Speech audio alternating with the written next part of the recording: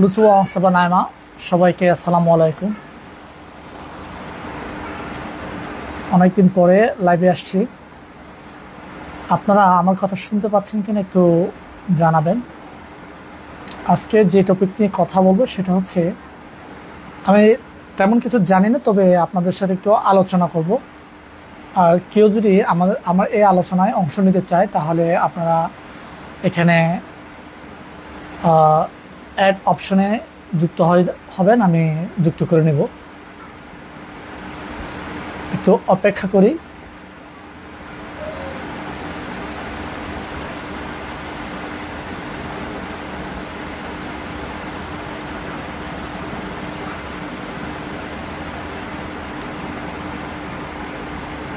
একটু শুনতে পাচ্ছেন কিনা একটু জানাবেন আমাকে। হ্যাঁ,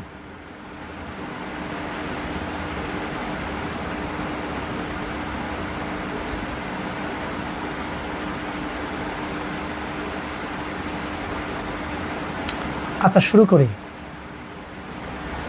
আজকে আমাদের টপিকটা হচ্ছে আমাদের রাজা হ্যাটম্যান কারবারে।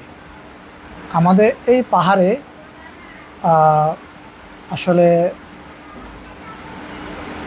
তারা কি ভূমিকা রাখছে। আমাদের এই পাহাড়ে বিভিন্ন জাতিসত্তা আছে। এই জাতিসত্তার অস্তিত্ব রক্ষায় সত্যিকার অর্থে এই রাজা হ্যাটম্যান কারবারে তারা কি অবদান রাখছে, যদি আপনাদের কোনো ইনফরমেশন থাকে আমাকে কমেন্টের মাধ্যমে জানাতে পারেন। এদের আসলে সমাজে কি ভূমিকা রাখছে।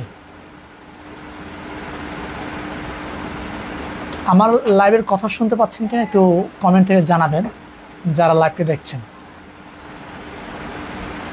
আমি বেশিক্ষণ থাকবো না, খুব অল্প সময়ের মধ্যে অল্প আলোচনা করে আমি চলে যাব। আজকে বিষয়টা হচ্ছে, আমাদের রাজা হ্যাটম্যান কারবারে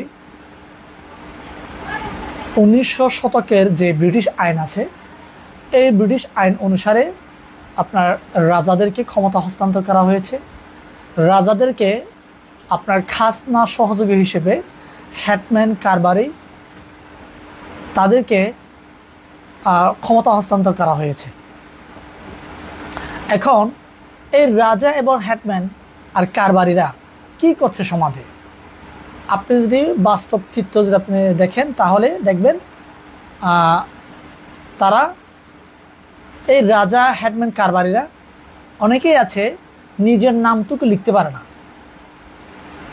এরকম রাজা এবং হ্যাটম্যান কিংবা কারবারিরা এই জাতির জন্য বা সমাজের জন্য কি উপকারে আসবে এটা আসলে আমার জানা নাই।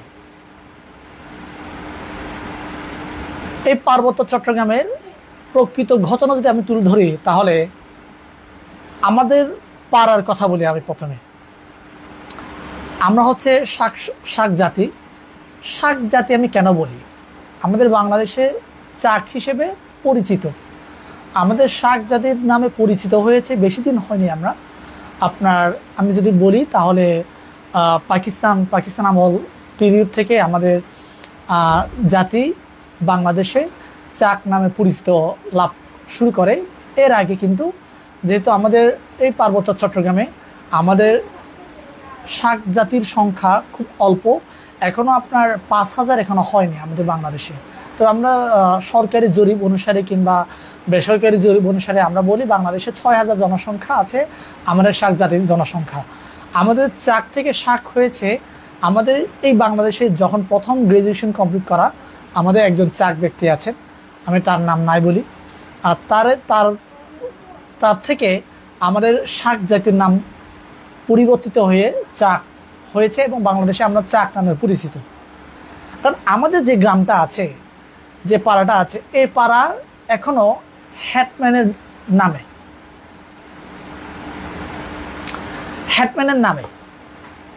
এই হ্যাটম্যান কি করে, তার সুবিধা অনুসারে এই জায়গা জমি বিক্রি করে এবং আধিপত্য বিস্তার করে।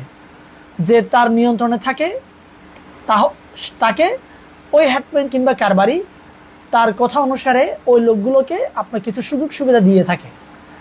রাজার ক্ষেত্রে এরকম, কারবারির ক্ষেত্রে এরকম, সব ক্ষেত্রে এরকম। এই যে আমরা অনেকে বলি যে আমাদের পাহাড়ে যে সকল পাহাড় রয়েছে, খাস জমি রয়েছে, এই খাস জমিগুলো হেডম্যান এবং রাজার দখলে, তাদের নামে। এবং তারা যাকে চায় তাকে লিজ দিতে পারে, আর যাকে চায় না তাকে লিজ দিতে পারে না। এবং আমরা যারা ভুক্তভোগী, আমরা ভূমিহীন যারা, এটা হোক বাঙালি কিংবা অবাঙালি, আমরা সবাই কিন্তু এই পার্বত্য চট্টগ্রামে যারা আছি আমরা ভুক্তভোগী। এখানে আপনার একটা জরিপ আপনাকে বলি যে এই পার্বত্য চট্টগ্রামে আপনার রিজার্ভ ফরেস্টের পরিমাণ কেমন। রিজার্ভ ফরেস্টের পরিমাণ আপনার আমি যদি বলি তাহলে রাঙ্গামাটিতে আছে টোটাল হচ্ছে আপনার এই ৩,২১৫ বর্গ কিলোমিটার রাঙ্গামাটিতে। এটা হচ্ছে রিজার্ভ ফরেস্টের পরিমাণ। আপনার সংরক্ষিত ভূমির পরিমাণ যদি আমি বলি তাহলে এখানে আপনার পার্বত্য চট্টগ্রামের মোট ভূমি হচ্ছে আপনার ৫,৮৯,০৯৯ বর্গ মাইল। এরই মধ্যে সরকার নিয়ন্ত্রিত বনাঞ্চল হচ্ছে ৪,৩৮৬,৯৬ বর্গ মাইল। এরপরে সংরক্ষিত বনাঞ্চল হচ্ছে আপনার ৬১৭ বর্গ মাইল। সংরক্ষিত বনাঞ্চল হচ্ছে আপনার ৩১৫ বর্গ মাইল।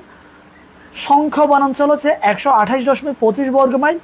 মাটামুহুরী বনাঞ্চল হচ্ছে ১৬০.৭১ বর্গ মাইল। এখানে মোট সংরক্ষিত বনাঞ্চল হচ্ছে ১,২২০.৯৬ বর্গ মাইল। এখানে স্থানীয় শাসিত অঞ্চল ৪৪৬.০৪ বর্গ মাইল আছে এখানে। এই যে এই অঞ্চলগুলা আপনার কাদের নিয়ন্ত্রণে, এটা প্রথমে সরকারে, কিন্তু সরকার এই আমাদের পার্বত্য চট্টগ্রামে রাজা এবং হেডম্যান দ্বারা এটা নিয়ন্ত্রণে আছে। যেহেতু ১৯০০ সনের আইন, ব্রিটিশ আইন যেহেতু আপনার এখানে বলবৎ রয়ে গেছে, আপনারা সকলে বলেন না যে সমতলের লোকেরা কেন আমাদের পার্বত্য চট্টগ্রামে ভূমি কিনতে পারে না। ভূমি একমাত্র কিনতে না পারার একটাই আইন, সে আইনটা হচ্ছে ১৯৯০ সনের আইন। এই আইনটা যতদিন পর্যন্ত বলবৎ থাকবে ততদিন পর্যন্ত আমাদের এই পার্বত্য চট্টগ্রামে সমতলের যে সমস্ত ভাইরা রয়েছে আপনারা কিনতে পারবেন না, আপনাদেরকে ভূমি আইন দেওয়া হয় নাই। কিন্তু আমাদের এই পাহাড়ে যারা আছি আমরাও কিন্তু এই আইনের দ্বারা নিয়ন্ত্রিত এবং শাসিত এবং নির্যাতিত, এক কথায় আমরা বলতে গেলে নিষ্পেষিত, নিপীড়নের শিকার হচ্ছি। এই কারণে আমি মনে করি যে এই পাহাড়ে যে সকল আমি যখন আপনার রাজা, হেডম্যান, কারবারি কিংবা ১৯৯০ সনের যে আইন আছে, এই আইন বাতিলের পক্ষে যখন আমি কথা বলি তখন অনেকে আমাকে বলার চেষ্টা করেছে যে এই আইন যদি বাতিল হয়ে যায় তাহলে আমার এই পার্বত্য চট্টগ্রামে যেই সকল অবাঙালি জনগোষ্ঠী রয়েছে, জাতিগোষ্ঠী রয়েছে, তারা আপনার ভূমিহীন হয়ে যাবে। আমি মনে করি এই আইন যদি বাতিল হয় তাহলে এই পার্বত্য চট্টগ্রামে যে পরিমাণ ভূমি রয়েছে, আমি যদি বাঙালি ও বাঙালি যে সকল ভূমিহীন ভাইরা রয়েছেন সবাইকে যদি আপনার ৫ একর করেও যদি ভূমি বন্টন করে দেওয়া হয় তাহলে অনেক ভূমি কিন্তু এই পার্বত্য চট্টগ্রামে খাস হিসেবে রয়ে যাবে। তাহলে কেন আমাদের এই পাহাড়ের যে রাজা কিংবা হেডম্যানরা রয়েছে, এই হেডম্যানরা কেন এই আইনটাকে বলবৎ রাখতে চায়? তার একমাত্র কারণ, এরা যদি এই আইনটা বলবৎ রাখে তাহলে এই পাহাড়ের যে সকল আপনার অশিক্ষিত নিরক্ষর জাতিগুলো রয়েছে, আমরা ভূমি সম্বন্ধে আমরা জানি না, খাস তাদেরকে যে কোনো মুহূর্তে বিতাড়িত করা যাবে, যে কোনো মুহূর্তে আপনার এটাকে চড়া মূল্যে লিজ দিয়ে এটা তাদের নিয়ন্ত্রণে রাখা যাবে। এই জন্য কিন্তু এই আমাদের পাহাড়ে যে হেডম্যান রাজা রয়েছেন এরা এই আইনটাকে বলবৎ রাখতে চায়। কিছু আমি আপনার এই লাইভটি আসার আগে আজকে একটা ভিডিও আমি শেয়ার করেছি। এই ভিডিওতে আপনারা দেখেছেন যে হ্যাটম্যান মারা গেছে অনেক বছর আগে, কিন্তু এটাকে অপব্যবহার করে তার আত্মীয় স্বজন তার শিলটাকে সাইনটাকে নকল করে জমি লিজ দিচ্ছে অবৈধভাবে, এবং যাদের জমিগুলো লিজ নেওয়া তাদেরকে উচ্ছেদ করার জন্য ওই শিল এবং আপনার সিগনেচার ব্যবহার করে আপনার এই পাহাড়ে যে সমস্ত আপনার বাঙালি ভাইরা বিভিন্ন 80 শতকে কিংবা 90 শতকের দিকে সরকার যাদেরকে লিজ দেওয়া হয়েছে, যাদেরকে আপনার খাস জমিতে যাদেরকে পুনর্বাসন করা হয়েছে, তাদের এই পুনর্বাসনটাকে অবৈধ ঘোষণা করে এটাকে জবরদখল করে আপনার বিক্রি করার জন্য, লিজ দেওয়ার জন্য কিন্তু আপনার এরকম অবৈধভাবে কাজ করে যাচ্ছে। তা আমি মনে করি যে এটা আমাদের হাইকোর্টে এই রিট পিটিশন চলমান রয়েছে যে 1900 শতকের যে আইন, পার্বত্য চট্টগ্রামের ভূমি আইন, এই ভূমি আইন বাতিলের জন্য আমি মনে করি যে আমাদের এই পাহাড়ের সকল ভাই বোনদেরকে একযোগে পাহাড়ে যারা বসবাস আমরা করছি, বাঙালি অবাঙালি সবাইকে ঐক্যবদ্ধ হয়ে এই আইনের বিরুদ্ধে সোচ্চার হতে হবে, এবং এই যে রাজার আইন, যে হ্যাটম্যানের আইন রয়েছে, এই আইনগুলোকে বাতিল করার জন্য আমাদেরকে একসাথে আওয়াজ তুলতে হবে। এখন আমরা যদি যে বাঙালিরা একভাবে আন্দোলন করবে কিংবা অবাঙালিরা একভাবে আন্দোলন করবে, এভাবে যদি আমরা আন্দোলন করি, তাহলে আমরা কিন্তু এই পার্বত্য চট্টগ্রামের যে রাজা আইন রয়েছে, যে হ্যাটম্যান যে কারবারি প্রথা রয়েছে, এই প্রথাগুলো আমরা বাতিল করতে পারবো না। যতদিন পর্যন্ত এই রাজা আইন, হ্যাটম্যান কারবারির আইন থাকবে, ততদিন পর্যন্ত আমরা কিন্তু নির্যাতন, নিপীড়ন, নিষ্পেষণের শিকার হব।